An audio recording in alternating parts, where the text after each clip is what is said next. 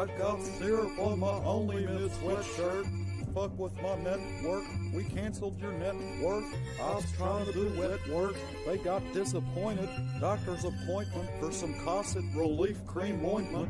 You asked if I am really him. I told you blink your eyes twice.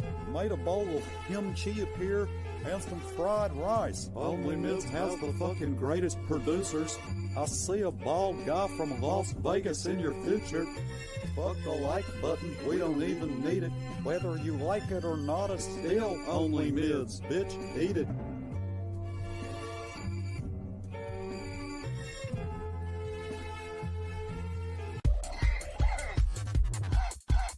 Please play motivational music.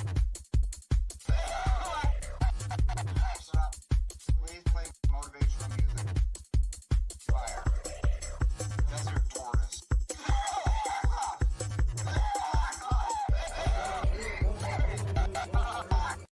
Plant medicine. Spiritual time, boys.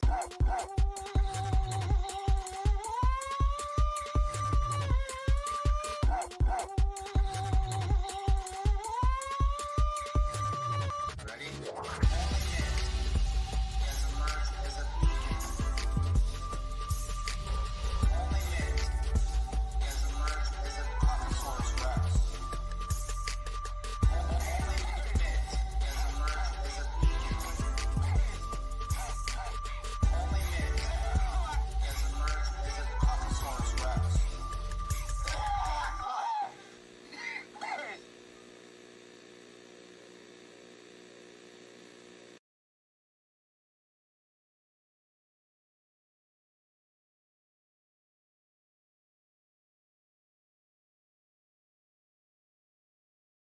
Garlic Boy sent $3 if 2 always wins.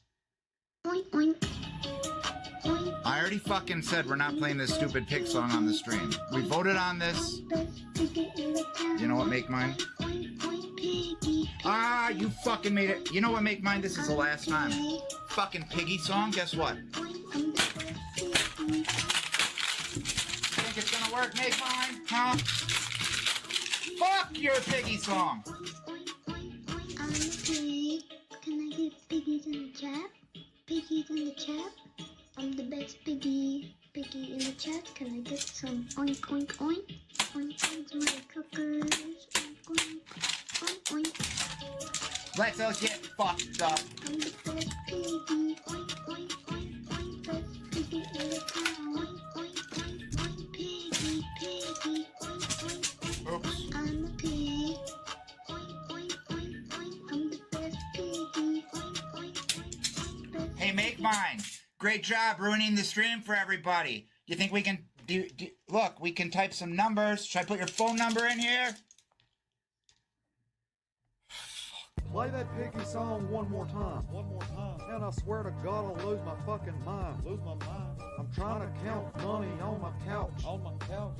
Play that shit, I'll fucking throw you out. Throw you out. You fucked around and you found out. You got my attention. They called the fucking piggy song prevention.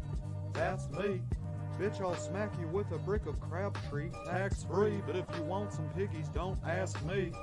100% distilled crack hips couldn't make me bounce my head to that shit. That's it. Get the fuck out with that whack shit.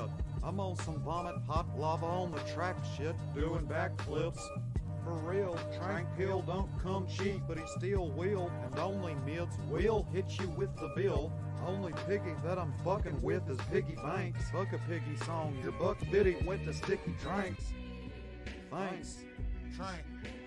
Hey, yo, Trank, tell them how you feel, bro. It's like they think I'm out here fucking lying or Tell something. them how you fucking Bitch, feel, I told you I was him. I'm the fucking greatest. Bitch, boy, how many times you seen a motherfucker like me? Ooh. Bitch, even my track record's on splattered vinyl. Tell 'em, With the Trank. gatefold and everything. My rap sheet's got a Rock Marcy feature. I'm laying it down. You out here fucking around with some Nickelodeon shit. It ain't that time no more, son. You hear them rings jingling? Let an old motherfucker do it. We out.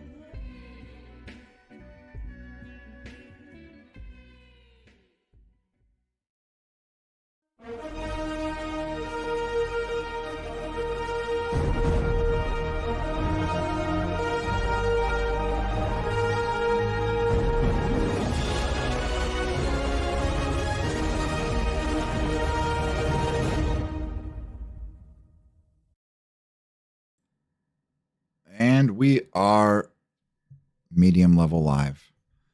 Damn thing is not loud like it was supposed to be. Let's see. Does this help us go up to a nice... I don't know. Hold on.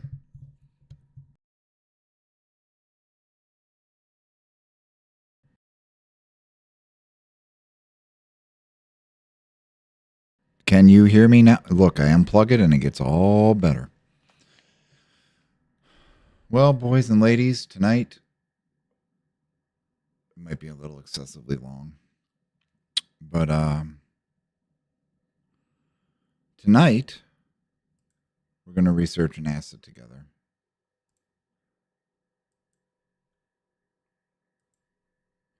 Let's wait for a few more folks to roll in. And then we will explore NASA's underwater research, Subsea, Nemo, and Pace. Have you guys ever looked into NASA underwater? You hear about NASA over Earth, but you don't hear too much about underwater. So let's wait for a few people to come in.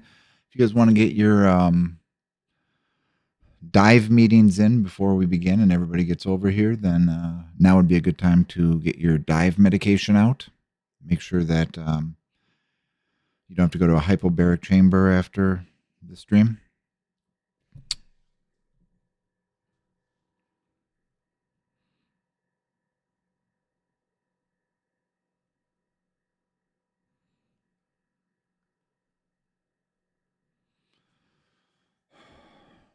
Ian, you missed the last part, the most beautiful part of the intro. The brand new Only Mids. It's a whole new world. Welcome back. Glad you be alive and kicking. You'll see it. It's a 7-minute intro now. Gives us time to get people in here. They'll have to watch it next time. Let's wait till 7 personas, then we'll start. I couldn't find a lot of NASA official footage to show tonight. So we're going to have to be real careful how we show stuff. Go piss. We're not starting for a little bit. Run, crawl, ride a Segway to piss. But I know it's all this talk of water, isn't it, Ian?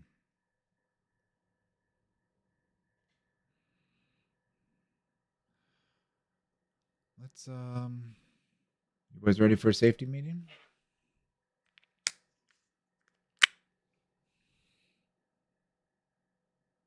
It's almost time to refill the jar, boys. Might have to do that still tonight. Shoot. So since NASA's always above the clouds, we're gonna make some clouds right now. And then we're gonna delve underwater and see what we come up with. Isn't it sad though that like we even have to worry about that shit? But that's a whole nother topic, not for tonight.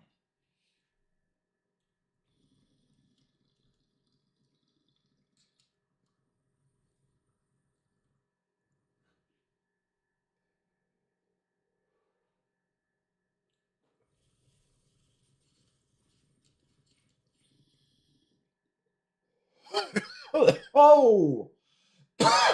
Blast off.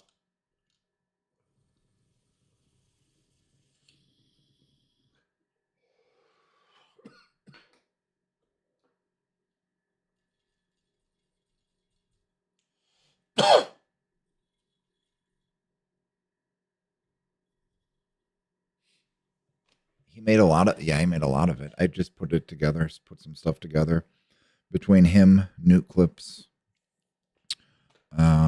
me. It's a hodgepodge of stuff I smushed together earlier today to make our intro longer. To gather the troops. So anyway, let's get into NASA.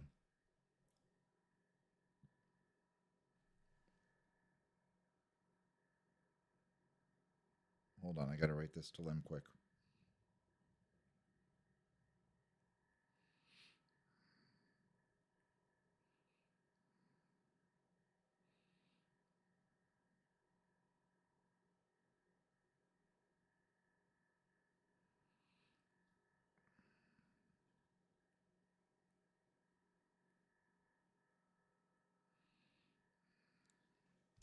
All right.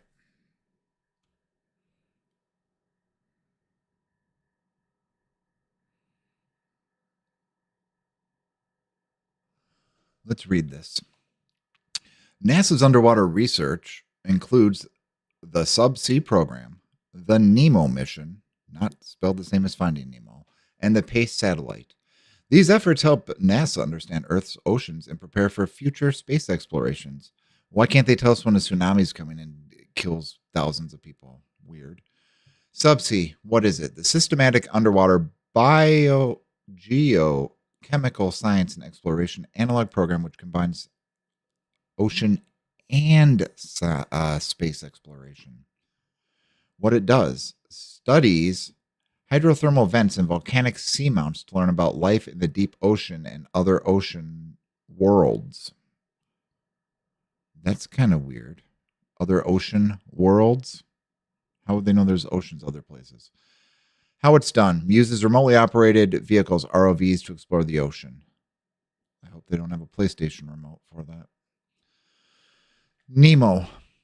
What is it? The NASA Extreme Environment Mission Operations Project, which sends astronauts, engineers, and scientists to live in Aquarius, an undersea research station. I wonder what they film at Aquarius. What it does.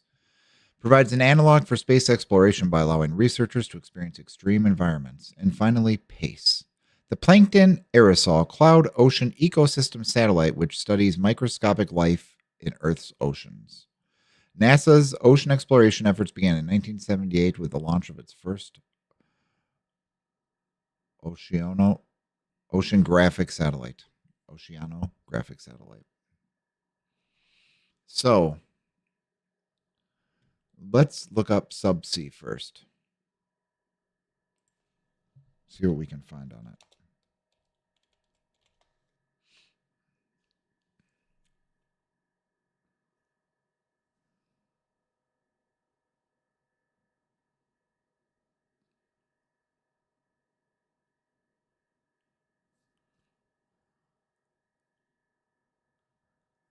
Let's listen to this lady. She's going on a NASA deep sea mission. Let's see what they told her. Let's see what she wants to share with us.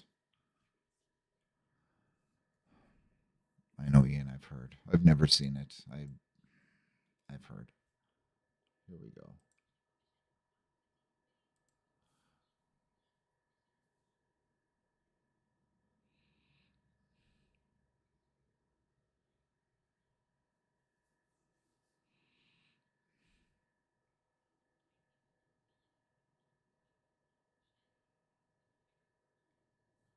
I'm not sure why we don't study like how to make the Earth last longer, but we're all ready to jump ship, go somewhere else. I'm not. I like it here. All right, so that looks like that might be, I don't know if that's the NASA ship, Nautilus, or something else. It's a Hercules deep sea device. Let's continue on.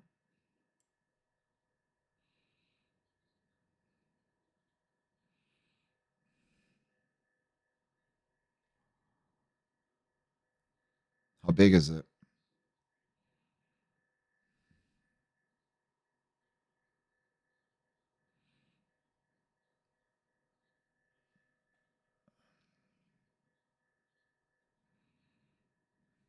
Why do you think we, hold on. They talked about Saturn and da da da da da da da. Why do you think we even decided to go to space when we haven't explored all of Earth? Why would we jump up 37 levels and not explore everything accessible to us right here? It's very strange, isn't it? Let's continue on. Look, though, she's showing some deep. Oh, that's pretty neat. Look, because of the lack of light, how albino the little, I guess that's a crustacean, little creatures are.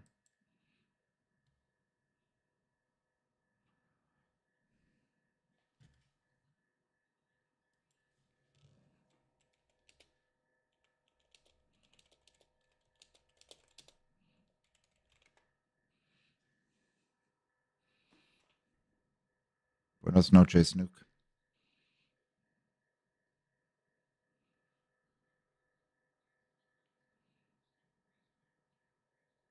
Remember that, Noah.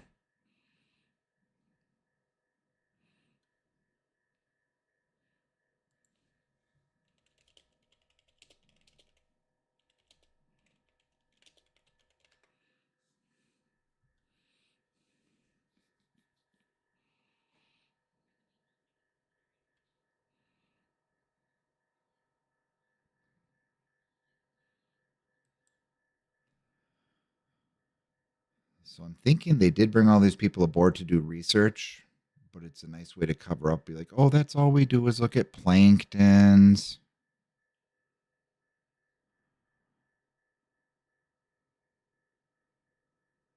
She muted for you, Rato? Can you guys hear her? I heard her. Said it was play. Oh. You guys couldn't hear her? You guys, okay, hold on. I know what happened. Trust me. Just, it's as important. Just listen. Here, you only miss, it's only 6 minutes long. Here we go. Hey, space friends. This week I'm talking about Space how NASA friends. is We are her launching a space mission friends. not to deep Respect her space, authority. but to the deep sea. The mission is called Buenos noches, Subsea, Rato. and it's going to explore an underwater for telling volcano me. to search for extreme forms of life that may inform us about how life could exist in a similar environment on Saturn's icy moon Enceladus, that's known to have an ocean and perhaps some hydrothermal vents as well. What You heard all I'm my really comments, excited now to share listen with to all hers. of you is that I am going to be a part of this mission. I am actually just about to leave. Did you to win go the on Iowa board State Lottery? this How did you get that? expedition for 3 weeks to go live and work on a ship Looks like an that's Antarctica going to be boat to me. exploring this underwater volcano with 2 underwater robots. The subsea mission will specifically be looking at the Loihi Seamount. Well, listen to what an they told her. underwater active This is what she's been volcano told they're going to about study. And 35 maybe they are. kilometers I'm off sure the they are. coast of Hawaii, right next to the Kilauea volcano that you've probably been hearing about in the news lately. Like Saturn's moon Enceladus, the Loihi Seamount has low amounts of oxygen and hydrothermal activity. There's this network where some of the streamers have received low amounts of oxygen.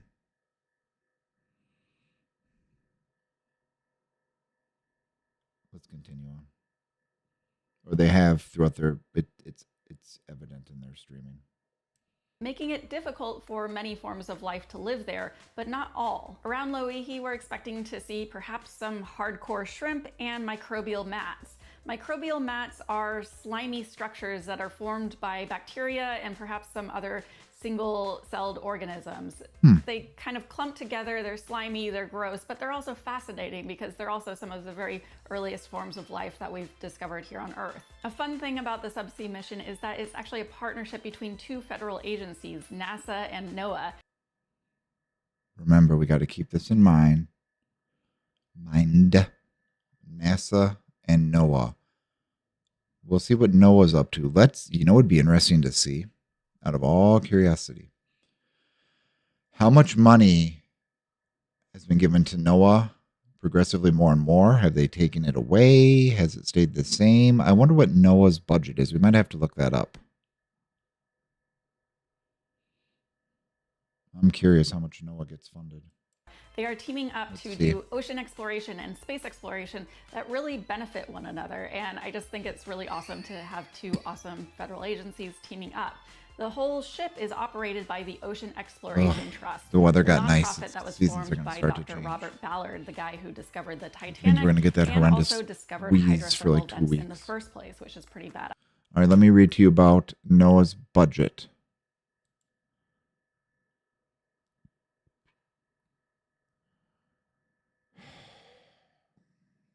Make mine. It's not gonna, you already know. It's okay. Request 6.8 billion in discretionary appropriations of an increase of 450.5 million from the fiscal year 2023. It's a big budget, but it's not insane. But 6.8 billion. So they're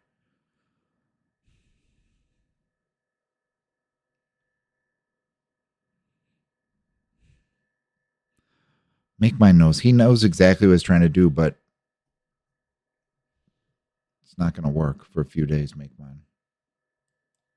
You can just quit right now. It's going to be a multidisciplinary mashup What of else he is? scientists and researchers and pilots. We can't all show sorts that. of They say people, stuff over there that geologists, astrobiologists, oceanographers, people who we specialize just in can't. seafloor mapping, people who specialize in piloting Much these as it's underwater entertaining. robots, who specialize in piloting There's the some ship. good I'm good going to be banter on and board. conversation. I'm going to be Sometimes I trying to do just some microscopy can't and other risk stuff. that. And I am just really excited for all the different people who Already come under from the all scope different of areas Susan's of expertise ghost. coming together and being on the ship together. What's even cooler is the Seems fact to me that like this the is just a entire cruise you thing pay is to be going on. Your be company live-streamed gives pretty them much some money and sponsors it, and 24/7. you get a free The two trip. underwater robots have cameras on board, and they are going to be live streaming. So you Look at can that. tune It's almost in like in real time to see what the robots are stalactites. They exploring grow from the underwater, ceiling, but our that's great. commentary from people on the ship, Stalagmites? like myself, and you can ask questions and get answers to them on the live stream. You can do all of that by going to Nautilus. Look, she must do science in her house. She has this microscope and stuff. I don't know what her title is. Let's see what she is. Ariel Waldman. Something with oceans. That's pretty neat. She gets to go on that trip. Live.org. Beginning August 24th Okay, that's the to boat. about September 12th, if you tune in between 11 a.m. to 3 p.m. Pacific time, or even 11 All right. p.m. to 3 a.m. Pacific time, if you're a late nighter Basically, or that's live what in a was going different on part of with the it, world, so. you can hear me on the live stream, and you can ask me questions, and I will be moderating. Do you have any footage? What the hell? Why is Tom Homan up?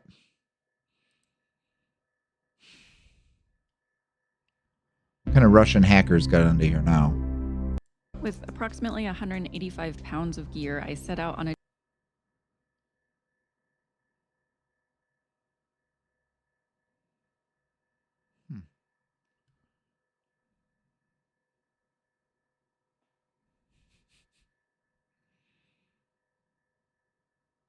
All right. We need to find this subsea thing. We need a better detailing. What is the subsea program?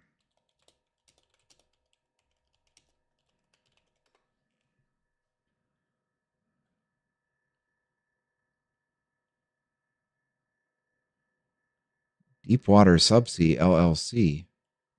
No, we're not. They probably got a bunch of grants and money too, it looks like. Deepwater. Are you a subsea engineer or supervisor looking to excel in your career?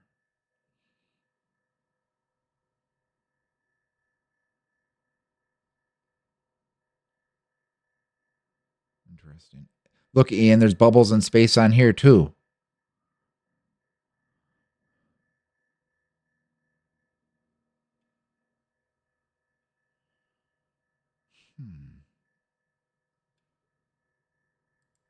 Maybe we should add the term NASA.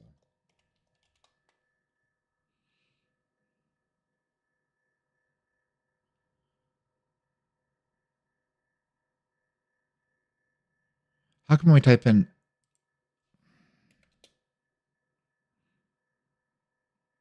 which link do you want?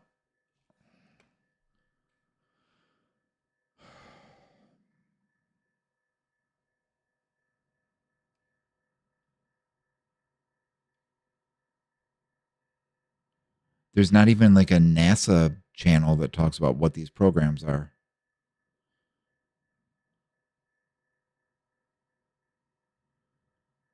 Whoa.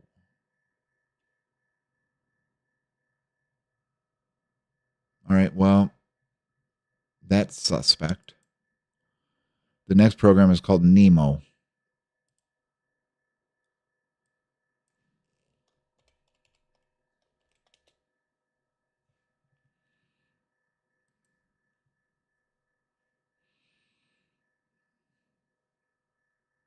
Nemo, NASA Extreme Environment Mission Operations.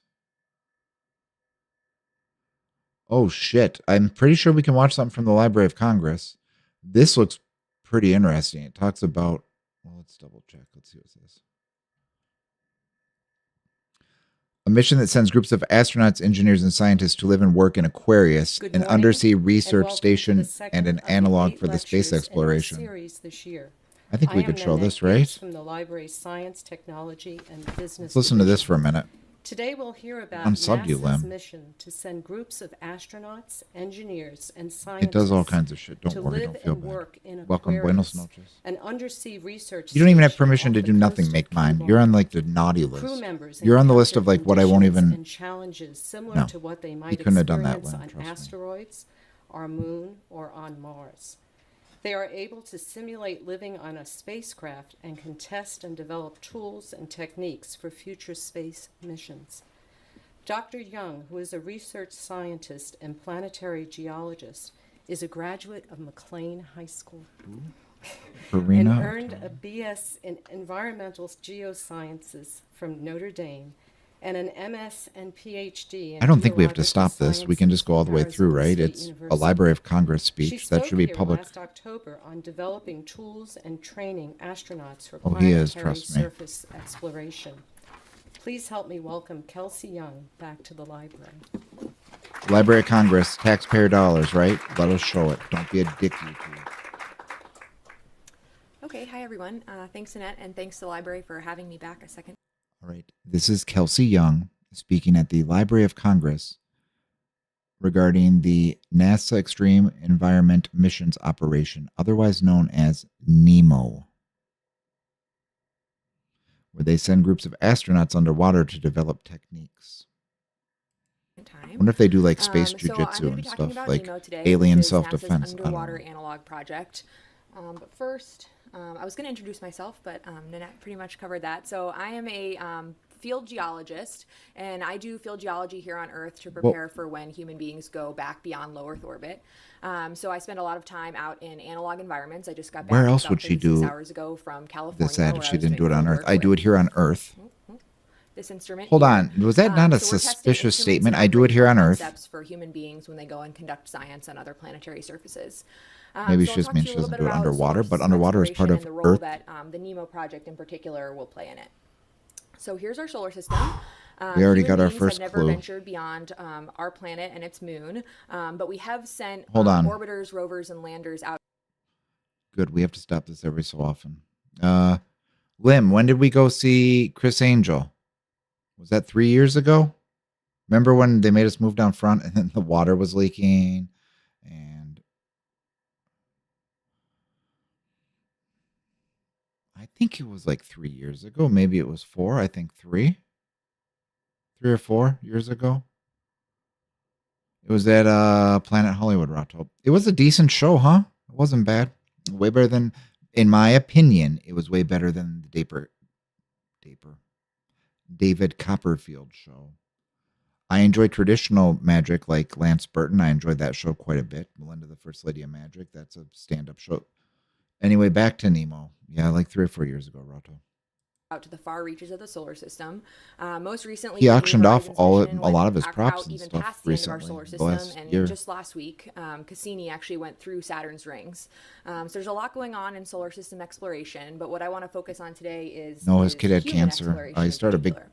childhood cancer So we've foundation. only ever which is sent really human nice of them. beings beyond our planet on 6 But different he's still missions good. from 1969 to He's married. 1972. Some like 12 people supermo- walked on the not surface of the supermodel, moon, but collecting samples, deploying lady surface from size, Brazil, maybe? science experiments, I and read on the later South three America, I missions, think. actually using the lunar roving vehicle pictured here to travel even farther away from where they landed. The scientific experiments they were doing were pretty basic. They were using basic tools like rakes, shovels, scoops to collect and store samples Laser for return to guns. Earth, and those samples are still being studied today at the Johnson Space Center. And then they also deployed science experiments like basic seismic packages to look at the seismic structure of the upper lunar crust. Boys, I got a And the seismic lunar roving package. vehicle was used to transport haven't all of deplored these it. samples and experiments, as well as store Maybe they'll samples hire to me bring to back work to at the NEMO. lander. To do this, to practice for what they were going to be doing during Apollo, the 12 Apollo astronauts who actually ended up walking on the moon spent a great deal of time learning geology and field testing technology that they were going to use in Apollo. Geologists like to say that the Apollo astronauts It's kind of like going to acting school or training of some sort. So you make sure you do everything properly. I wonder how many times they had to go through that. I wonder how many repetitions. astronauts essentially had earned the equivalent of a master's degree in geology by the time they flew to the moon. So they really knew what they were doing. They were highly trained by a group of skilled field geologists. And so they learned about geology in analog sites here on Earth. And then they also field tested the technology that they were going to use once they got to the surface of the moon. So this is the Apollo 17 crew actually using the cameras and technology that they'd eventually use during Apollo 17, as well as doing I'm not going to do too much, but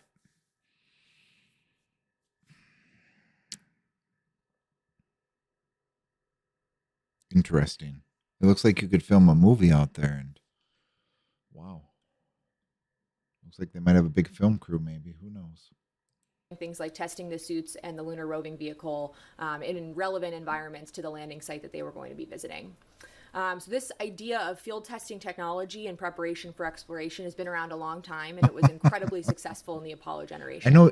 In fact, the Apollo astronauts You guys will who see. received the There's most a training toward there's the a later point to this Apollo with Make missions Mine. were You'll see in a actually day or two. incredibly Oh, successful you'll in see in a collecting fucking day or samples two. that Trust me. are Let him really keep it robust up. Part of the lunar science community today. He sometimes doesn't know when to stop. I Today, we understand, but continue that tradition of testing 1 to 2 to 3 technologies and days, operational procedures in relevant environments. there's going to be a Here are just some of the consequence. environments that we're working on today. Oh, there's We going to have be a aquatic, consequence. terrestrial, All and right. laboratory environments. For aquatic, I'll talk to you today a lot about the NEMO experiment, but we also have the Neutral Buoyancy Lab at the Johnson Space Center, where Premeditated, there's full-size Ian. mock-ups It's, of the trust me, it's International Space Station premeditated. for the astronauts to actually practice knows. EVAs or spacewalks on. ESA, Lim the even European Space Agency, doesn't get also involved has with him their own anymore. neutral Lim buoyancy sees what he's facility. trying to do too and realizes what Terrestrially, we do a lot. nefarious Here things is Make Mine is another trying to analog project, plot out. similar to NEMO, called Desert Rats, where rovers actually drive around in analog environments to prepare for when we're back on Desert rats. That's also a term for people they use who live in the Southwest or wherever. And you're always out in the desert, by the way. on either the moon or Mars. We actually train astronauts in relevant field areas, just like we did in Apollo. So we take out all the astronauts today into places like New Mexico and Arizona to train them for what they're going to be viewing from orbit and what they're hopefully going to be seeing when they go past low Earth orbit. And we also go to extreme environments from Antarctica up to the Arctic to test procedures and learn about processes that shape other planetary surfaces. What happened? In the laboratory, Oh, we the other have, channel got things banned, like the Argos Celestial Buenos environment, the Noches, active but you know that, response right? gravity offload system, which actually simulates what it's like to work in lower gravity than here on Earth. We use virtual reality and hybrid reality to actually We're going over immerse NASA ourselves and in underwater. environments They have like 3 we see on other programs. planets, so we can actually We're put talking ourselves about on Nemo Mars, right now. and She's explaining offload our it to us, and gravity to it's experience what it would be like on Mars to simulate what just so we don't get in trouble. I'm pretty sure we can show Library of Congress speeches, but this is quite interesting. You're kind of seeing how certain conspiracy theories are made in the works. You know what I mean? What up, Farmer John? Buenos noches. They're kind of spilling a lot of beans. Like I always tell the little listen for the clue. She's like, I'm a geologist here on Earth. Honey, you certainly aren't one on fucking Jupiter. You're certainly, if you're underwater, you're still on Earth. So do we have interplanetary galactic wormholes? What's going on here, boys? I don't think nobody banned him. If that ever happens, let me know, Celestial. I don't think nobody banned you. But the channel went dead. That's what happened to Ian. Are you boys ready to do your space medicine or your space? Sometimes they prescribe space medicine in a bottle too, or a can. They prescribe it in fancy science equipment you can adjust the temperature on. Sometimes some of it's carbon combustible.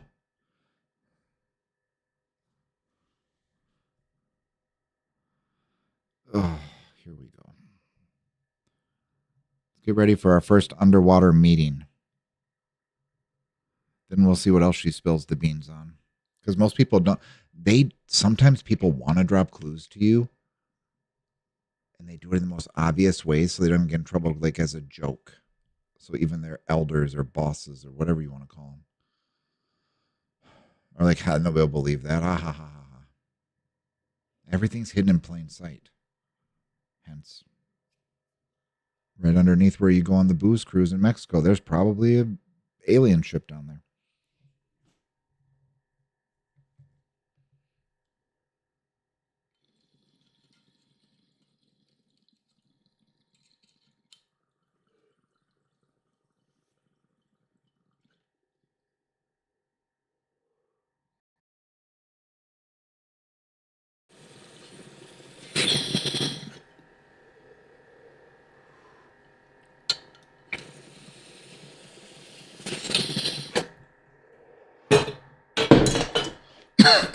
Oh, I think I saw E.T. Back to the lady. astronauts are going to be feeling once they get there. And then we have the International Space Station. So human beings are living every day up in space, a couple hundred miles above our heads, and that's a really robust laboratory to learn what it's like to work in microgravity. So we're learning about the health effects of long-term space flight, which is going to be really important. What about the long-term effects of being stuck on the International Space Station for months and your bones getting weak? What do you think about that, boys? But what we really want to spend a lot of time doing, and what I'm going to be talking about for the rest of today, I bet we can go to highly space. Integrated operational tests. So what I mean by that is operational tests sort of combine science. Maybe there ain't nothing up there. Equipment or technology They don't even care about that. They just got to put something up there. They're like, oh, it's already cool. We already have the knowledge. There's nothing really that awesome up there. We have the sun. We know the basics. We're in this galaxy, but we ain't going no further. So let's just make them believe we're doing shit up there while underneath the water is where it's all about. During Apollo, we had 2 human beings operating together at one time. For 3 of the 6 missions, they had the lunar roving vehicle. When we go back beyond Earth, things are not going to look the same. Technology's come a long way. Operational concepts have come a long way. And we need to practice to understand what these operational concepts are going to look like when we hopefully head back to the moon. We also want to test relevant When we tools hopefully for head back both to the moon. pioneering and science tasks. And what I mean by that is, I'm a geologist. I'm looking forward to when astronauts bring back samples from other planets. So that's sort of a science task, similar to what the Apollo guys were doing. So they were actually picking up rocks based on their geology training and returning them to Earth. We're also going to have pioneering tasks. Oh, she's not a that, space geologist is what she means. Okay. Space flight, and human beings are living on another planetary surface for longer than the couple days they were there on Apollo. They'll have pioneering tasks to get ready for that long-term habitation. So they'll set up habitats. It's already, communication structures. there's all the fucking clues you need to hear. They'll deploy sort of weather monitoring stations on the surface of Mars. So we need to simulate what those pioneering tasks look like now, because we've never done that on another planetary surface. So we need to test the relevant hardware and technology. We're in for a wild ride, boys. A wild fucking ride. I project by the time we're in like our 80s, it's going to be fucking crazy. But think about when you're a young kid, like playing with the toys you played with at like 7 or 8, and then now you have iPads, Meta goggles, or VR goggles, the spacewalk. It's VR games you can play. You know what I mean? Roving over the lunar surface. We're hoping we'll get so imagine in 25 years from now. And if that's the case, we'll likely have an IV crew member. But a lot of shit's happened in the past 100 years. Very fast compared to all the other 100 years. Get eyes on an EVA. So who knows? Quarterback the EVA. So I'll talk about that later in the context of Nemo. Buenos. Lo siento. That are going to enable this communication between Earth and the English. supporting teams and the crew who are actually doing the science. Celestial, when I do a borracho, I speak a lot better Spanish. Far enough away that when you send up communication to Mars, it's going to take a long time for it to get there. It doesn't get there right away. So actually a communication loop between, if I am sitting here on Earth sending a communication to somebody on Mars, it's going to take as much as 30 minutes to get back. So if you say, oh, ma'am, why would you be sending messages to Mars? I don't know when the whole Let's Move to Mars campaign started. And maybe it's a great thing. I don't know. But when did that start? When was that really pressed on the public? I'm trying to think. Hopefully they're in the hamper if you wore them today, Mel. What else? I'm not sure. I'm quite curious if this is one of the first mentions. I'm sure it's always been talked about in sci-fi novels, and people have always talked about it and said, oh, maybe this, same kind of structure as Earth. But Bush drove the Mars rover, but did they talk about living there? Let's see what else she has to say. Spill some more beans. Mention the word. No, I don't know. Just go ahead, lady. Wow, I see this amazing rock in your video screen. That was 15 minutes ago, right? So you need to understand how to flex this scientific operations over this long communication delay. And what we want to do is do that using a flexible execution methodology. And what we mean by that, and I'll talk about that a lot in this talk, is basically you go in with a traverse plan. The Apollo astronauts had their 8 hours pretty much scripted, and they knew exactly where they were going to go, when they were going to go there. What we want to do is give astronauts the technology and the training to be able to actually flexibly execute those traverses. So if they're driving down the dotted line on their traverse map, but they see something to the left off the traverse map, We want them to be able to be empowered to go and investigate it. The extreme example Free will to explore. If an astronaut's on Mars and they're on this traverse path and they see a dinosaur bone off to the left that's not on the traverse Hold on, path, did you hear we want that? them to turn left and pick If up you the see bone, an right? astronaut on Mars, That's sort of listen. flexible. Ha ha ha, funny. We know what you're talking about. We know you were part of the remote viewing program also. Boy, she's giving up some info, isn't she, tonight? This was a good show Spirit put into our laps. Holy cow. Execution. So we call it flexecuting a traverse plan. So I'll talk a lot about that today. She'll be a professional speaker when she retires for like Together, we want to 15,000 an hour and make up words like that. Mission-like environment. So to do this, we go out in the field. We go out in relevant analog environments. So these analog missions allow for really early end-to-end testing of operational concepts and hardware. So these are just a couple examples. Yeah, of Mars and analog missions Dinosaur. You heard it here which first. we'll Well, talk a if lot you were about. there in Here are the 2017, you heard it there desert rats first. that we But simulated, being on the surface of the moon. And the types of things we're doing are we're evaluating objectives that map to specific knowledge or technology gaps. So we're not ready to go to Mars. NASA's not ready to send humans to Mars. We have knowledge and technology gaps before we can get there. Analog missions are hoping to close some of these knowledge and technology gaps.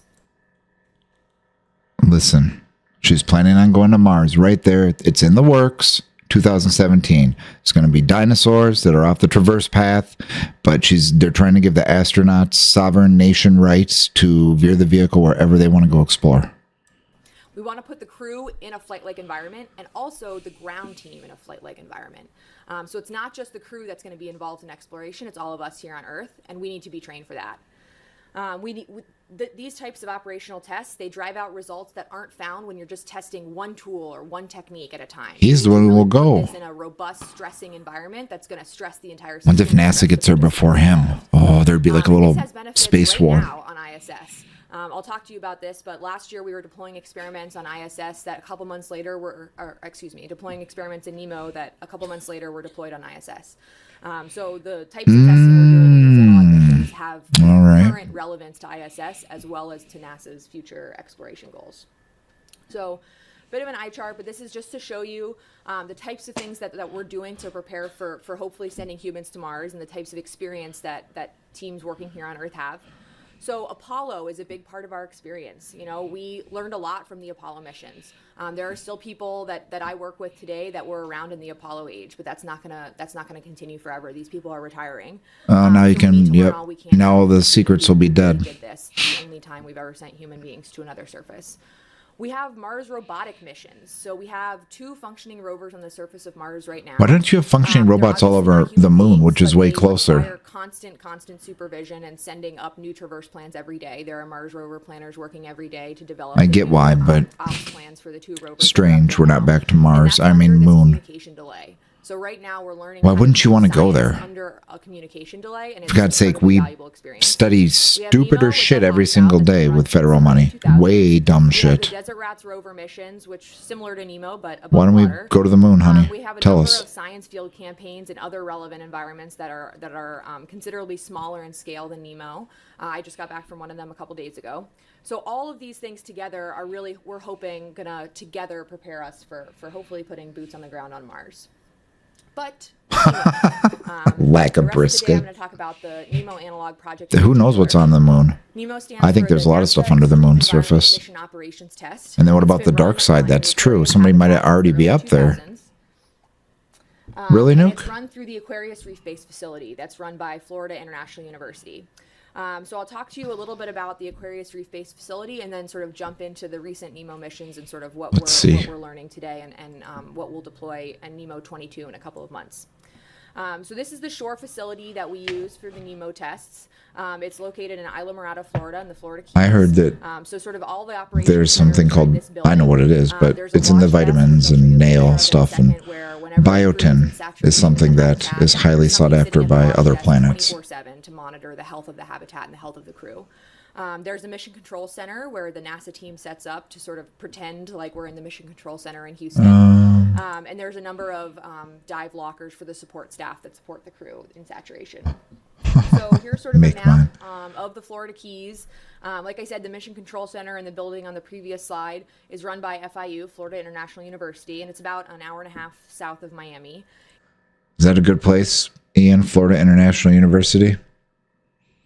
Or is it like a scam private college?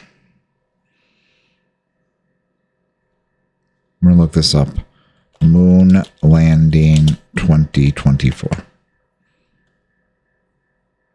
Oh, you might have to type it in the search box.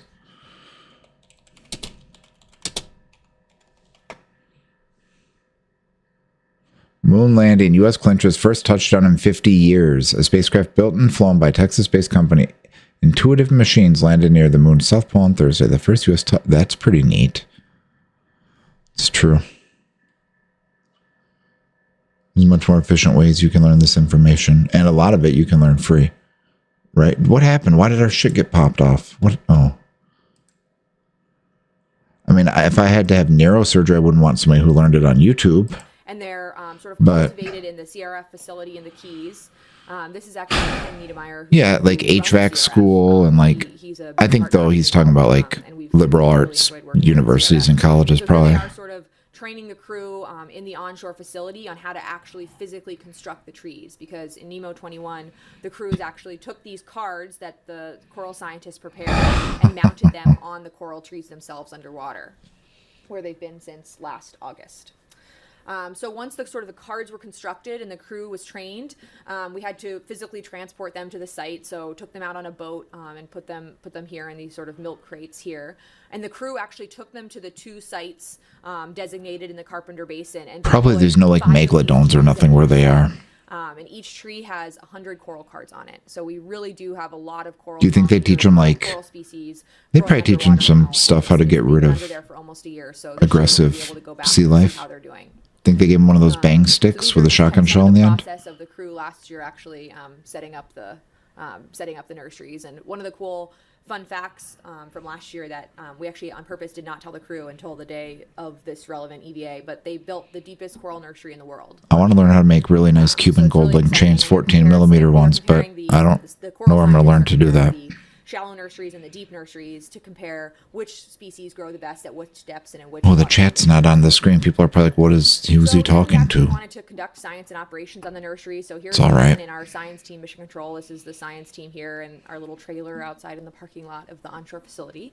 And so they're actually, they mounted all the coral cards and then took pictures of all of them. So the coral scientists back in the trailer could evaluate which corals even survived the trip, because corals are fragile. That's one of the reasons we're in this situation. We want to make sure that journey out to Aquarius and underwater, they made it through, so that a year from now we'll know that any of the corals who died off actually occurred in the year since they were planted, not the initial effort of getting them out there. Do you think there's corals on the dark side of the moon? I'm looking for something, but do you think widget? Would it be called a widget? Son of a... Oh, we're almost there. Not that. No. Oh, here. So for marine exploration science, we've partnered with the Images Lab at FIU. So it's the Integrative Marine Genomics and Symbiosis Lab at FIU, just a really robust coral science facility. And they have a lot of science objectives. We've partnered with them since Nemo 20, and they're doing real science on these coral colonies with the samples that the Nemo crews are collecting. So in Nemo 20, they were sampling the Siderastria type of coral. I've learned a lot about coral in the last couple years. And then in Nemo 21, they were looking at the Agaricea species and the Orbicella species, as well as, again, actually doing some science on the coral colonies themselves. So they want to genetically characterize the types of corals from the depths that they're collected from. They want time and depth constraints. So precisely when they were collected and from what depth is really important when you're thinking about coral science. So we have to train the crew to really pay attention to their depth gauges and making sure that the corals they're collecting are at relevant depths for the science team. And we want to provide a natural baseline for those coral restoration efforts. So they're exploring the local corals to figure out how they might relate to the corals that are on the nurseries. And so this ultimately they want to influence and inform the coral restoration efforts, as well as understanding this, really this reef environment that's really in flux. Okay, well that So that's sort of the fun science games we're doing. going away. But moving on to the science operations, so what it's actually like to conduct science in this relevant environment. Again, I'll go into a couple into detail about some of these, but we looked at integrated Because EVA Ian, science some countries in operations, South so America what were the there communication first. Structure between a crew on EVA, their supporting crew member who's sitting inside the habitat, the mission control center, and the science team. Man, in back on India, Earth. even So their own that's rivers, four you know, everything in the variables who all country wanna is get their just, opinions heard. So flexing this it's sickening to look at it. structure, became, No, really Rato, they haven't important written me test. back to transfer the other last account year, over here. I told them we just took a new approach and started a new channel. So could I please transfer it? We don't need to tell them about the kick It ban. gets there 15 minutes later. They read it. They have to send a response, and 15 minutes later, I see that response. So we're flexing this communication structure under this high communication latency. So then we had Show more navigation, pictures. traverse planning science operations objectives that we were testing. We used different navigation technologies as well as crew training and sort of IT assets to have actually on EVA. I'll talk about that in a bit. Just to briefly mention, we had an optical communications experiment deployed by a student group from Embry-Riddle Aeronautical University with us last year. And we had a remotely operated vehicle, an ROV, from the Naval Postgraduate School that was also tested last year. But to dive into this sort of communication structure a little bit more, this is sort of just an image to show, here's us in the science trailer last year, who were actually communicating directly with the intravehicular IV crew member here, which I'll talk about in a bit, who then could communicate with the EV crew member. And things to think about is that, there's a communication delay. When they walked, you could see it, right? IV, but there's no Allegedly in the video. the habitat and the people who are What tell? around.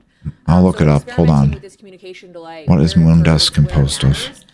Became really important, and developing the technology to support that delay, to support communication over the delay, is something that's Lunar iteratively soil. tested from year to year with NEMO. Lunar regolith, So which our is composed of objectives grains with 1 looking at centimeter or this less, integrated, which is often. science operation structure last year, were just to figure out how this works, operate it under a communication delay. Lunar and meteorites there are come from all over the definitely moon, kinks, but then whereas those kinks are results, right?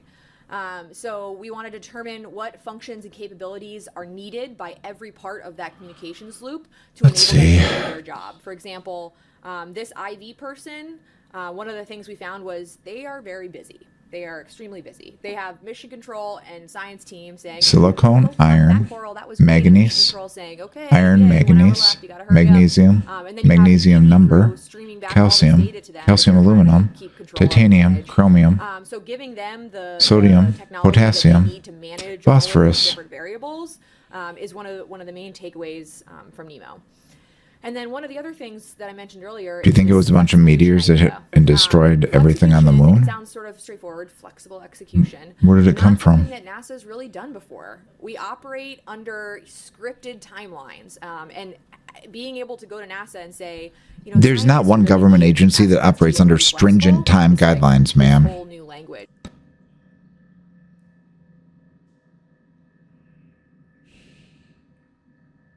I think she's been paid to say some things here tonight. But that's her job. Back to Nemo. But it's a language we're starting to learn and we're starting to understand. So She does this seem is, really into it, though. I spend a lot Maybe of she time just thinking talks about what and she's told. It sounds straightforward, but it's definitely Maybe they're testing her with saying certain things, too. If she'll say them or not. So the takeaways from this sort of study last year was that Yeah, nothing really does make sense, does it? these full comm loops with passing a bunch of data back and forth, communications from the crew to the science team and back to the EV via the IV. We sort of stressed this whole loop over the 16-day mission and really felt like we had a number of situations that Which one, huh? themselves where Who? we got to stress that system and put it under pressure a little bit, which is important in tests like this. And so we also observe the criticality of these flexecution flight rules. So being able to be flexible is important, and training a crew so that they feel confident enough in the science to be flexible is important, and it's something we did last year in NEMO. Okay. But we also want to have flight rules, right? Like unbreakable. Won't work, rules make that mine. I'm no not setting it matter up. what, I'm no trying to matter what transfer it the over from the other outcome account. there are rules that you cannot break, right? So developing those flight rules is really important, and it's something that we'll certainly have nailed down. At 10:50, somebody remind Nuke of the meteorite story. I'll try to remember. objective we had was, again, assessing the tools that's a and good technology idea. needs, and this includes both hardware and software. So the tools that the astronaut are actually holding, what that hardware looks like, as well as what's displayed on screens and things like that. So we're assessing the tools needs for both short distance navigation from site to site to site to support this type of geology, or in this case, coral science. So the takeaways are that the crew successfully used digital maps. Has anybody ever done an digital anti-gravity traverse plans, flight? and an active system to locate pertinent sampling zones. So they had this All the navigation seven, equipment they is were it seven? using, All the and they planets also are in had, alignment this week an also. underwater iPad that they were able to actually view traverse plans with and sampling procedures with. So here's a traverse for one of the days last year that they're actually able to navigate with underwater. So they were actually able to successfully do that. But one of the key Look, they're not going to show us the for good us tools, on that's the for core, sure. Side of things, the science team But- side of things, is under this sort of time latent planning cycle. So with a high communications delays, we There's dinosaurs on Mars. We keep them apprised as our plans evolve. I can't and what believe they we do learned next that tonight. in a timely manner, so that they can sit down before they go EVA and say, okay, here's the plan. We know this plan is not going to change. Here's the flight rules. Here's the traverse plan. If we Remember see the this, traverse we plan, need giving to them traverse plan. authority, Don't so if give they it see to the them. dinosaur, they can go look at They it. have to have that information with enough time to feel Why the fuck confident would this that the little crew can Mars really rover, the effectively dinosaur would manipulate destroy it with one stomp maybe, if it's a big one. so technology too, sort of similar to the last slide I just talked about, but what we were looking They're at playing is with fire up there. cards. So here's that underwater iPad we were testing, and they were actually able to pull up all sorts of things on these underwater iPads, and I'll talk about that in a second. The IV support system, like I mentioned, it was really important to give the IV person the assets they needed to be successful in a really busy. You did? I stayed at a Red Rough-In because I They had no also idea. science sampling And then tools and a I had geology identity sampling theft kit under that me. The EVA tools group at the Johnson Space Center is developing. So they tested that extensively at NEMA as well. Buenos noches, Tom. So here's sort of the digital cue card. They had mission maps. They had the images and traverse plans. They had the marine science procedures, as well as sort of a guide to help them identify coral. They had procedures for how to build the coral nurseries. They had procedures for how to operate the that sampling kit I just mentioned. Maybe they're collecting Procedures for alien optimal life. a list of equipment and how to use it, and then And a not number of really sort of coral when they do it for real. operational to enable them to flip back and forth between all of those. And they don't know it. assets. So they had procedures that they could pull up. This is the geoscience sampling procedure that with one click of a button they can get there on the underwater iPad. That's right. And so that enables Good them evening, to fine sir. pull up what they need at a drop of a hat. It also implies that they're highly trained in how to use the iPad, which is really important. But we were able to really operate. It's very important to be highly trained in the iPad, boys. Effectively, and the crew had a lot of really solid feedback that said it was really helpful for them to say, okay, if it's this type of coral, we want to sample. Yeah, all these samples, they say they have our carbon-based organic materials up there too, Towards the end right? of the mission, So they didn't need those procedures as much, but in the beginning, it really helped them sort of refresh their memory from the training they got from the coral scientists. And if there was a particularly complex piece of machinery, they could pull up the procedure. If anything ever malfunctioned, we had procedures for that in the cue cards, which they could pull them up. And that increases this autonomy and the feeling for the crew that they can really do this under a communication delay. And if they have a problem, they don't have to. So if they are really going to be doing all these sweet missions, I suppose not panicking underwater would help build up way less anxiety for when they're up in space. But I'm guessing most of these people have what that one free climber was who climbed up Yosemite in record time. He's international records. I forgot his name, but he climbs with no rope, no nothing, like thousands of feet, like straight up rock walls. You die if you fall. But he doesn't have a... he has a condition where you... basically, there's no adrenaline. Like, he gets adrenaline rushes, I think, like good ones, but there's no fear. Like, there's not, this is scary. Like, just like when you use like beta blockers, it's supposed to help. But, anyways, maybe that's why they're doing it. Tell us more, lady. To wait 30 minutes for a troubleshooting procedure on how to fix it from the shore. Amongst And this the is other reasons also she already a really stated. efficient way for the science team back on Earth, 'Cause or on the shore, to I wonder which iteratively one's quicker, evolve drowning or traverse just plans for there's no EVA. oxygen in that. I Part of wonder the which one's procedure was, quicker. at the end of every EVA, the science team would go and refine the traverse plan for the Hmm. next day, and we could upload that new traverse plan to the cue card, so it was waiting for the astronauts the next day, and which is something that you can't do with pen and ink. No, you cannot. So from a IV support station or IV support sort of workstation perspective, we wanted to evaluate what assets the IV crew member would need to be successful in helping the EV crew sort of operate operate their traverse plan. When they're looking at So dinosaurs this is on Matthias, Mars. one of the European astronauts who was a crew member last year. And for that particular EVA, he was this IV person, and he had to monitor all of these things at one time.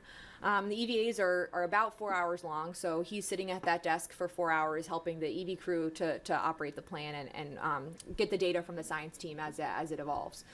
So we want to learn what What's they the vid, need to be folks? successful. How many monitors is too many monitors? Is there a monitor where you can put multiple things on one monitor so you can minimize the sort of desk space of the Anyway, she's just talking about their technology. and what we really have learned from NEMO Oh, and there's from some pictures. Hold on. rover tests before it is that this IV role is absolutely crucial. They're really, really critical, especially under a time delay, in helping the EV crew be successful.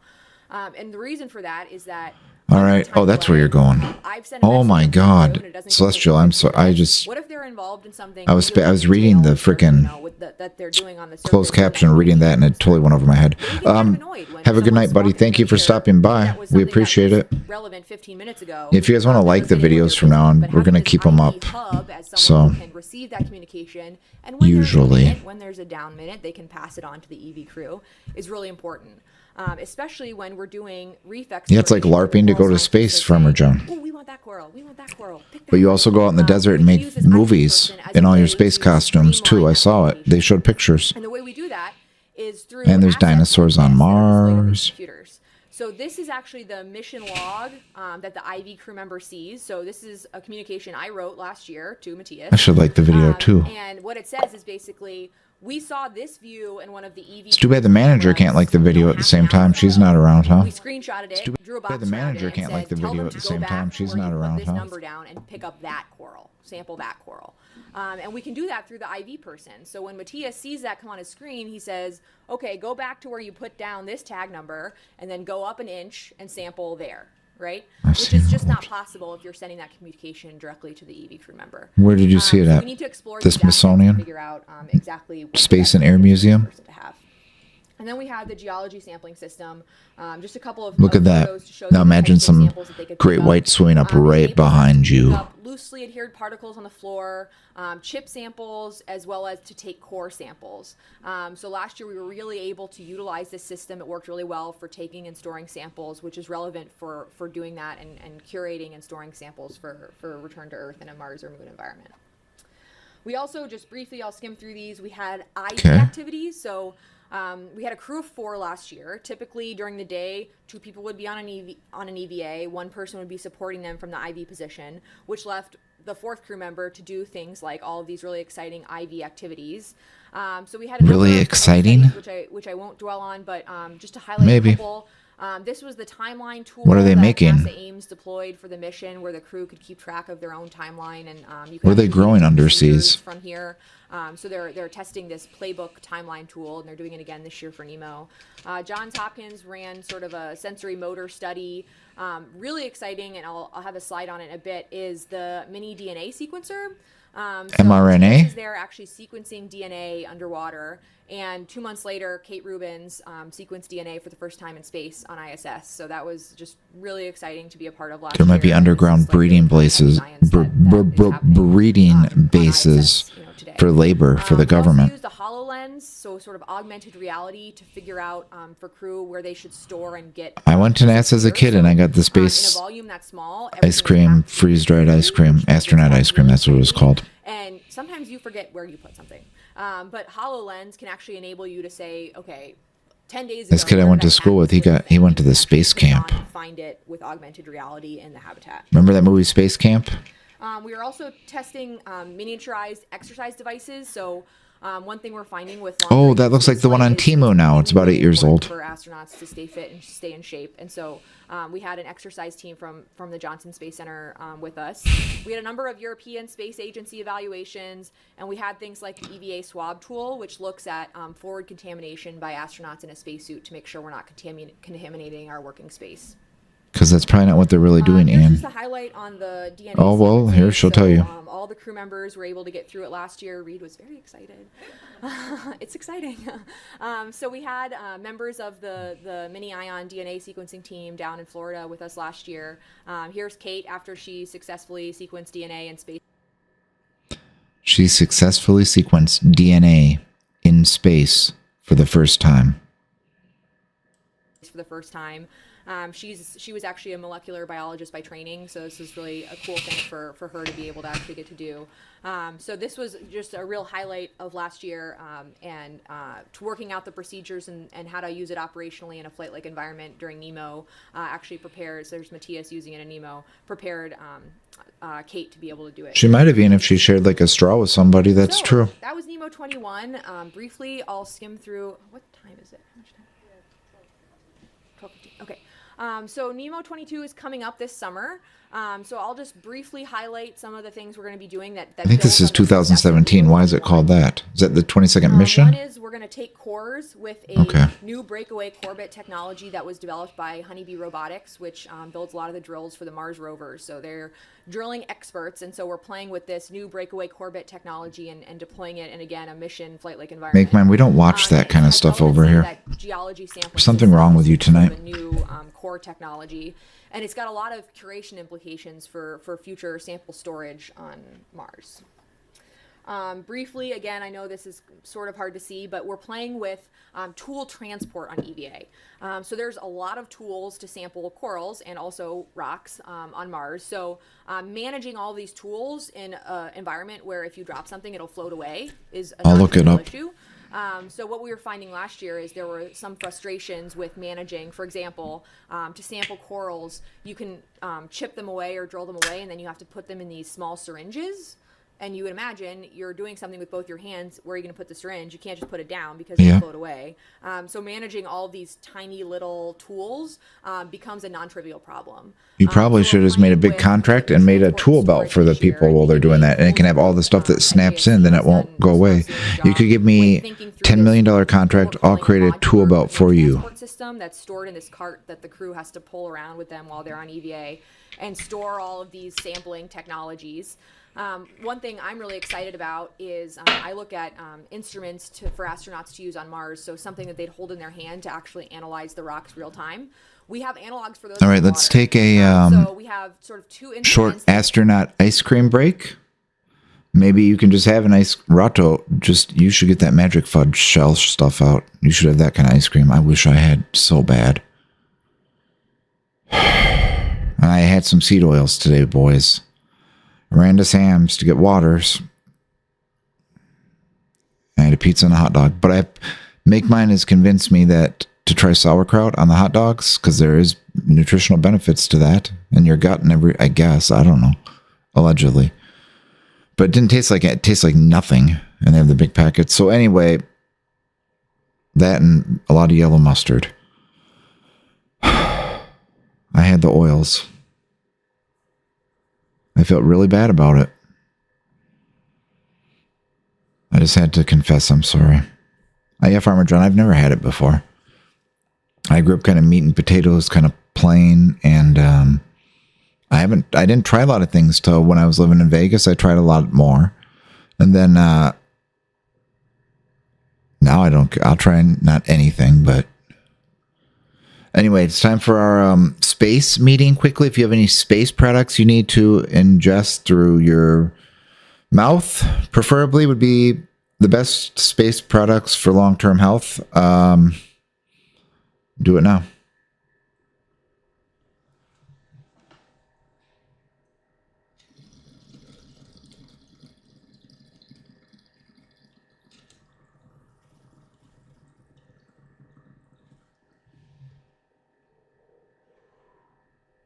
I wonder what Nemo would identify that as.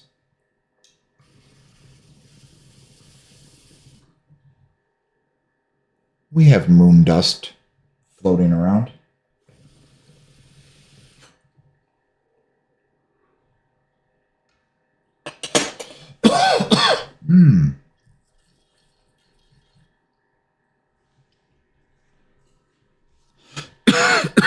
Oh, damn it. It does this every, well, it's my first year here, so it's earlier. It makes sense. The weather heated up. This little cough thing is going to start. Here we go. We're deploying this year to look at the photosynthetic state and the metabolic state of corals. So we're actually deploying those instruments this year as well, and they can all this stuff will fit both on the cart and on the astronauts themselves through a wrist storage unit and a leg storage unit, so they can pull out a syringe from their wrist without having to carry it long distances from the cart. So this is sort of the operating strategy for every EVA, and again, this was all sort of thought up and then constructed by the EVA tools group that actually builds tools for human space flight. So the crew will clue again, human space flight. I guess there's unmanned space flight, but modular equipment transport systems waiting for them. They'll arrive. Who knows? Just keep it in the back of your head. Modules from the staging area that they know they're going to need for that EVA. So if today's a day where I need to deploy the instruments, I'm going to make sure I get the instrument modules and put them on the cart because I need them for that. Ian, did anybody come back to the Airbnb with the scuba diving stuff? Your zone where you're going to be exploring that day, which the science team has suggested as a plan for that day.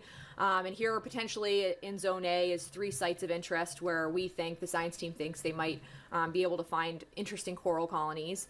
And they'll take the. They're obsessed with this coral. What is there about coral that we're not being told? So they don't have to drag this big honking heavy cart with them wherever they go. Or does coral replicate something else? Samples, return to the cart, and then return to the staging area at the end of the EVA.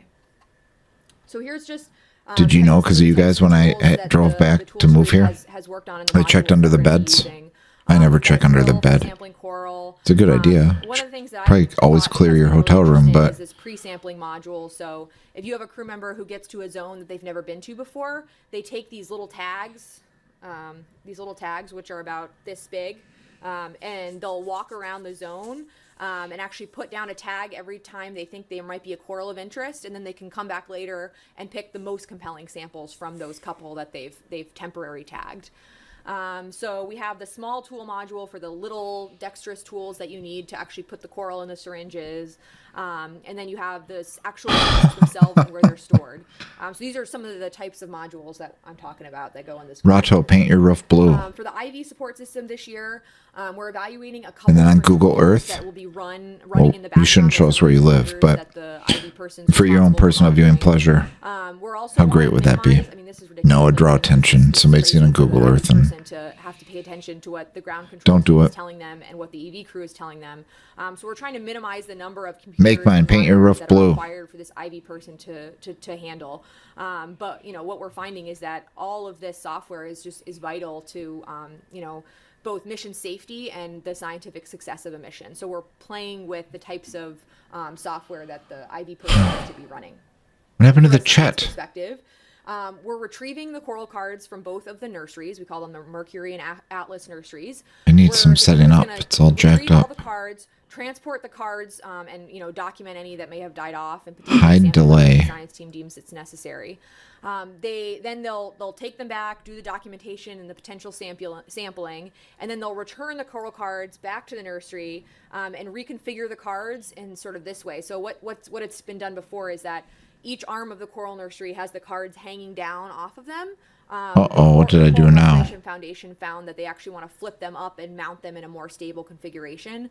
And that's one of the results from actually being able to do this study. So it's exciting that we're seeing a year later sort of a new action that needs to be did you really?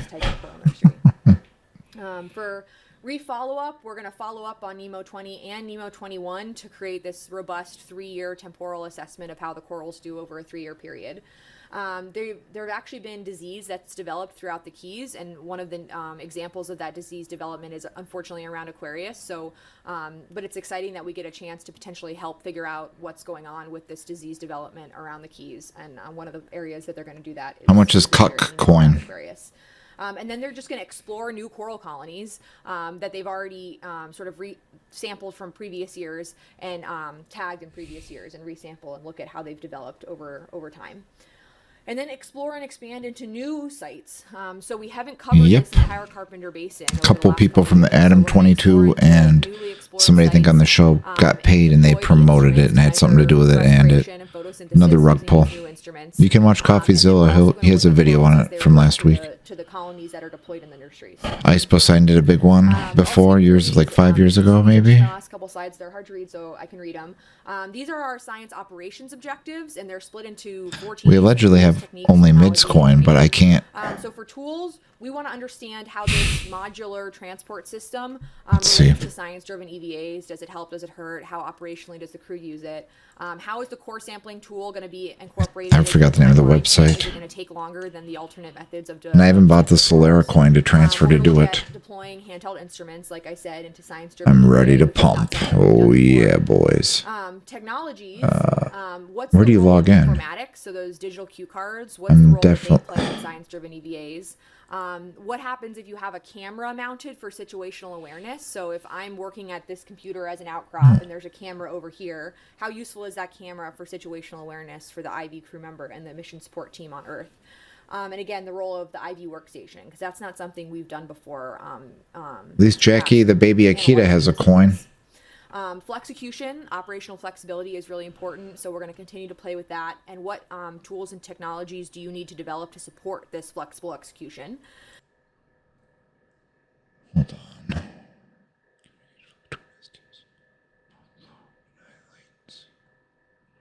All right, she's explaining to you the techniques. Fair Market Use Value Act of 1978. And what does the communication flow look like? I mentioned that's a big deal, especially under communication delays. So Where do you log in? With the structure of Some how data bullshit. flows from one support team to another to the crew is something we'll need to continue to test. And then training. We're not only training the astronauts, but we're also training ourselves, the ground team. So anybody who's involved in this test gets a better understanding of a flight-like environment through a test like NEMO. And that's really important to capture those lessons learned as they evolve, to make sure that when we do this for real, we're ready as a ground team and as a crew. And again, just to leave you with a couple thoughts, I think for outreach, this is really important. We had a lot of excitement over this image last year. Here's the 6 people who are living in the habitat. You can't even log in on the site anymore. It's a real thing. But there's no login. The reason they're wearing these masks Connect is wallet? that's what needs No. to happen when you're in saturation. You want to come back up to the surface. You need to decompress in a specific way. So that's what they're doing here. Absolutely not. Before they came up. We had a lot of social media following. We were excited that Ellen Ochoa, the center director of JSC, got really into it and tweeted something. And one of the things that I thought was especially cool about last year was the EVA tools. There's a group coin at- called at, Fuck Fuck. Johnson Space Center works with Volume college $39 students they sold around a the Fuck country to Fuck develop has a new market cap of ideas for 4.1 thousand. gravity environments. So every year they run this program. It's called Micro-G Next. 24 hours They have in RC Walmart students or in Walmart Live has a ideas coin. and build these tools for Just sampling sold lower one more gravity. dollar. It's One of the 942 tools that one of volume. the groups came up with last year was to build this different type of coring tube, and the EVA tools group liked it so much. That Well, if they you asked listen, though, us she to said use it some for stuff that launch. maybe or maybe That's not an as exciting example of really fast end-to-end testing interesting, from, but university. all right. And then next was the PACE satellite that can look at like plankton from space.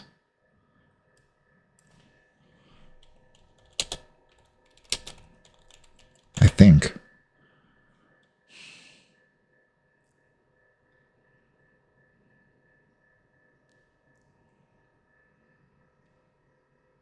That was a really neat thing.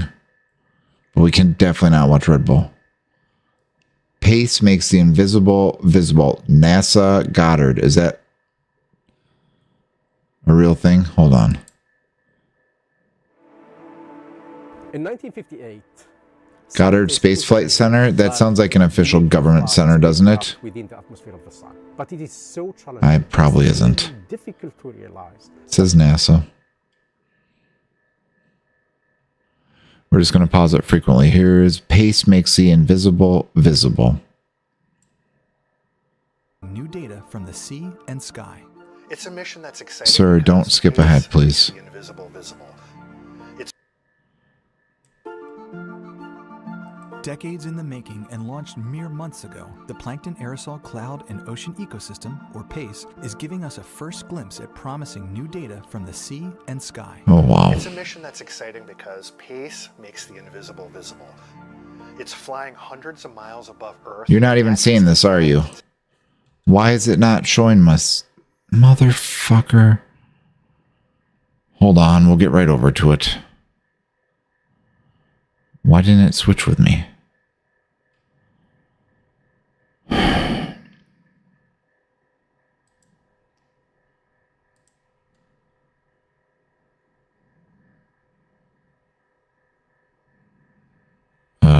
Hold on.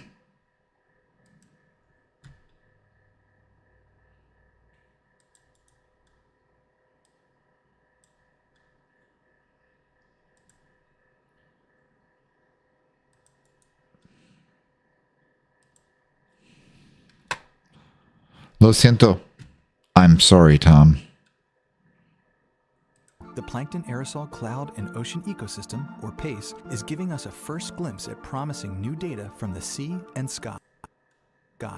It's a mission that's exciting because PACE makes the invisible visible.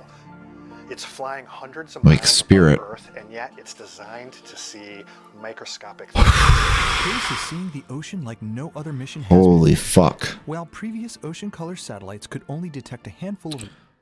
So we're stopping to discuss this since this might be some special video. It can see plankton from space. Now imagine how useful that will be in targeting other types of attacks or things. But either way, that's absolutely incredible. And how did humans come up with this tech? I don't think we came up with this technology. Not at the point our brains only use like 10% or whatever right now. Not right now. This thing was made before like AI could help with it, I think.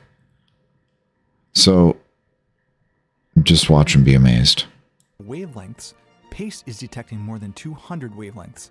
And more wavelengths mean more pigments. Tiny organisms called phytoplankton contain green pigments that allow them to photosynthesize, which is really important if you care about breathing and eating. But their pigments make them many, many shades of green, and that contains a ton of information. The more information revealed by PACE's hyperspectral ocean color instrument, the more details that emerge from our changing ocean and coastal communities, like how one group of phytoplankton can dominate a particular area. You can see kind of that in chlorophyll, and you see that in chlorophyll, that pigment. But once it starts popping up from, this view... I wonder what they've learned from this technology.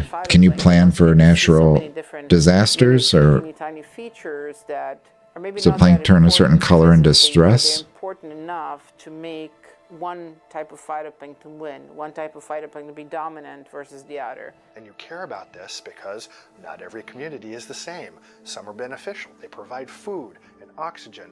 Others close beaches. So Others probably dissolve humans just by engulfing them. So beware around the plankton. really want to know where they are and when they appear and the impact of all of this. PACE is also giving us an early look into aerosols, microscopic atmospheric particles like dust, sea Aerosols? pollen, and volcanic ash. The two polarimeter instruments on board measure the light bouncing off the particles at many different angles.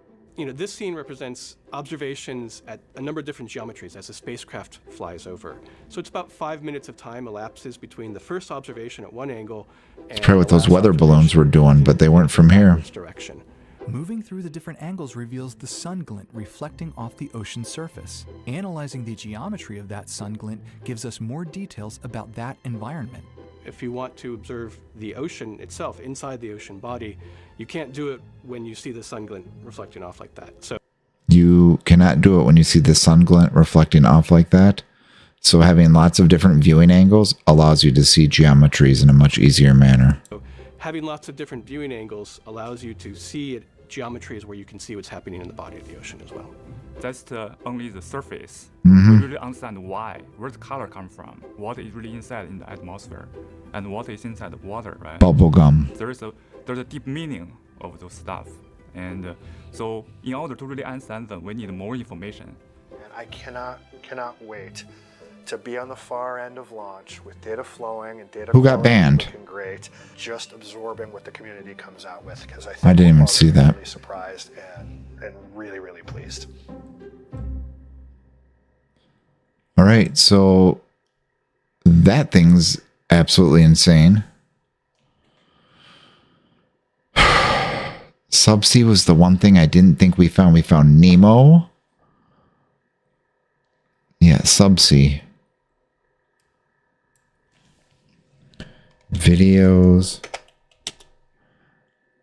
of NASA's Subsea. Can't watch that. We watched her.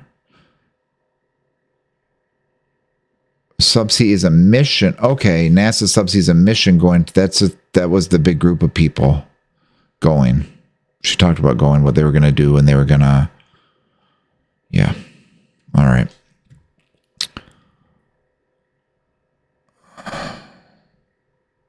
On that note, we're almost at an hour and a half. I'll end this stream because we're going to keep it up so people can learn what is NASA trying to tell us. Did their employees blink twice after certain words? I don't know. You can rewatch it if you want. Share it with your friends. Like the video. You can even write great comments below. Like I love Nemo with 2 E's. But we'll be back in just a minute. For 1 hour. If you want to come party.